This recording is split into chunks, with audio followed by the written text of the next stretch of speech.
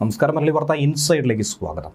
മന്ത്രി ഗണേഷ് കുമാറും വിട്ടൊഴിയാത്ത വിവാദങ്ങളും ഏറെക്കാലമായി ഓരോ മന്ത്രിസഭയിലും ഉയർന്നു കേൾക്കുന്നതാണ്.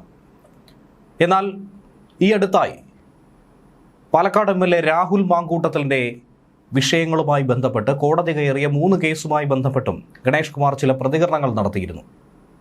ആ പ്രതികരണങ്ങൾ നടത്തിയതിൽ ഏറ്റവും അധികം ഇപ്പോൾ വെട്ടിലായിരിക്കുന്നത് മന്ത്രി ഗണേഷ് കുമാർ തന്നെയാണെന്ന് വേണം പറയേണ്ടത്. കാരണം ഇപ്പോൾ ഗണേഷ് കുമാറിനെതിരെ വീണ്ടും ഒരു ഗുരുതര ആരോപണം ഉയർന്നിരിക്കുന്നു. അതും സ്വന്തം ഭാര്യ തന്നെയാണ് ഇത്തരമൊരു ആരോപണം ഉന്നയിച്ചിരിക്കുന്നത്. അതായത് തൻ്റെ ഭർത്താവിനെ കാണാൻ പാടില്ലാത്തൊരു സാഹചര്യത്തിൽ താൻ കണ്ടു. അതിൻ്റെയൊക്കെ ചിത്രങ്ങൾ ഫോൺ ക്യാമറയിലൂടെ ഒപ്പിയെടുത്തു. അതിനുശേഷം തന്നെ ഭീഷണിപ്പെടുത്താനായി ഗണേഷ് കുമാർ അദ്ദേഹത്തിൻ്റെ ഒപ്പമുള്ള ചില ആളുകളെ ഉപയോഗിച്ചുകൊണ്ട് ശ്രമം നടത്തുന്നു എന്നതാണ് ആരോപണം. ഏറെ ഗൗരവതരമായിട്ടുള്ള ഒരു വിഷയം. ഭാര്യയുടെ മൊബൈൽ ഫോൺ കൈക്കലാക്കാൻ ഗണേഷിൻ്റെ അനുയായികൾ ശ്രമിച്ചെന്നും പോലീസിനെ വിളിച്ചു വരുത്തിയെങ്കിൽ പോലും സംഭവത്തിൽ ഇടപെടാതെ പിൻവാങ്ങുന്ന സാഹചര്യം ഉണ്ടായി എന്നുകൂടിയാണ് പറയുന്നത്. സംഭവം കൊട്ടാരക്കര വാളകത്തുള്ള ഗണേഷ് കുമാറിൻ്റെ കുടുംബ വീട്ടിലാണ്. ശനിയാഴ്ച ദിവസം ഉച്ചയ്ക്ക് മന്ത്രിയെ ഭാര്യ കാണാൻ പാടില്ലാത്ത ആ സാഹചര്യത്തിൽ കണ്ടു. ഉടനടി ദൃശ്യങ്ങൾ പകർത്തി.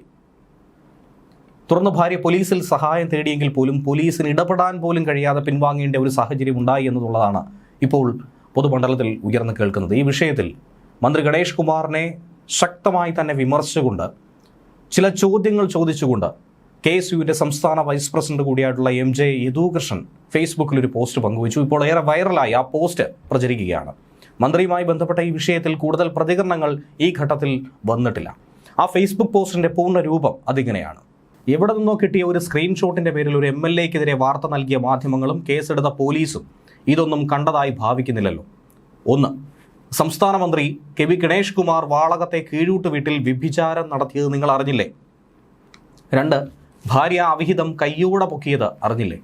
ഭാര്യ സ്വന്തം മൊബൈലിൽ തെളിവുകൾ ശേഖരിച്ചത് അറിഞ്ഞില്ലേ? ഭാര്യയുടെ മൊബൈൽ മന്ത്രി കൈക്കലാക്കാൻ ശ്രമിച്ചത് നിങ്ങൾ അറിഞ്ഞില്ലേ? ഭാര്യയെ മന്ത്രിയുടെ നിർദ്ദേശാനുസരണം പേഴ്സണൽ സ്റ്റാഫ് മർദ്ദിച്ചത് നിങ്ങൾ അറിഞ്ഞില്ലേ? ഭാര്യ പോലീസിൻ്റെ ടോൾ ഫ്രീ നമ്പറിൽ പരാതി നൽകിയത് നിങ്ങൾ മുക്കിയില്ലേ? കീഴൂട്ട് വീട്ടിലെത്തിയ പോലീസിനെ മന്ത്രി ഭാര്യ അവിഹിതത്തിൻ്റെ തെളിവുകൾ നൽകിയത് നിങ്ങൾ അറിഞ്ഞില്ലേ? മന്ത്രി ഭാര്യയ്ക്ക് പരിക്കേറ്റിട്ടും പോലീസ് ഒരു നടപടിയും സ്വീകരിക്കാത്തതെന്തേ? 112-ൽ നൽകിയ പരാതിയുടെ അവസ്ഥ എന്തായെന്ന് ആരെങ്കിലും തിരക്കിയോ? ചുരുക്കത്തിൽ ഒരു മന്ത്രി സ്വന്തം വീട്ടിൽ അവിഹിത ബന്ധത്തിൽ ഏർപ്പെട്ടിട്ട് ഭാര്യ കൈയോടെ പൊക്കിയിട്ട് പോലീസിൽ പരാതി നൽകിയിട്ട് ഭാര്യയെ കയ്യേറ്റം ചെയ്തിട്ട് ഈ നാട്ടിൽ ഒരു നടപടിയുമില്ലേ?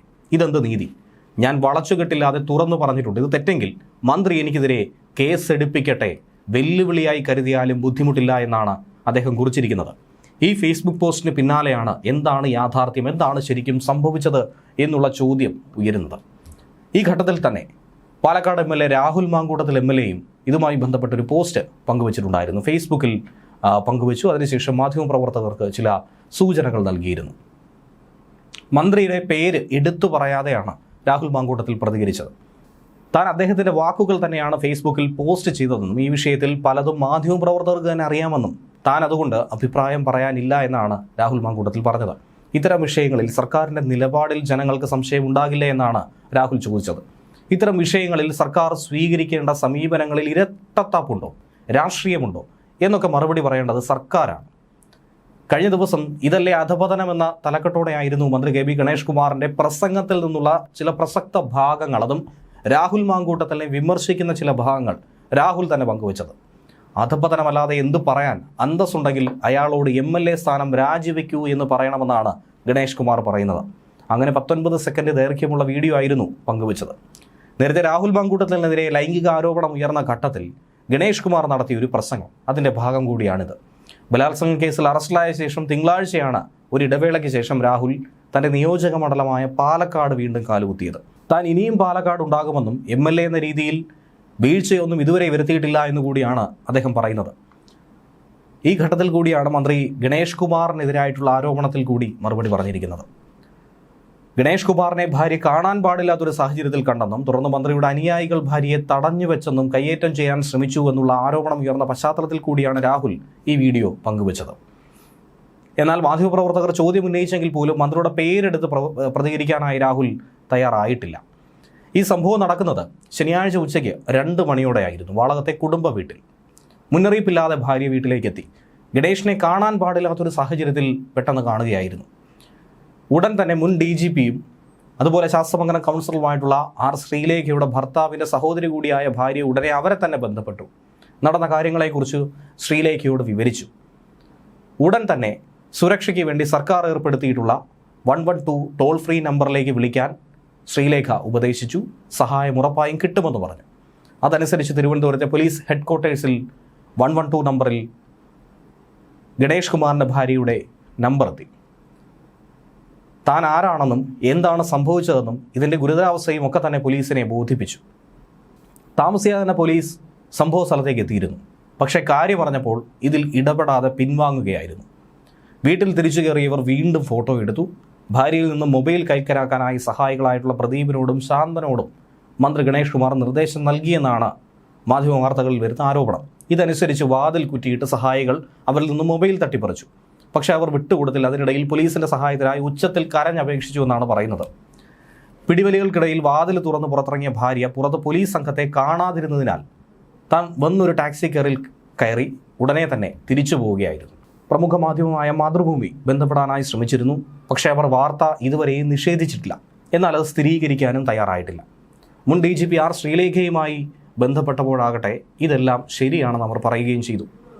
ശനിയാഴ്ച ഉച്ചയ്ക്ക് 2 മണിയോടെ സംഭവിച്ച കാര്യങ്ങൾ കൃത്യമായി തന്നെ ശ്രീലേഖ വിവരിച്ചു.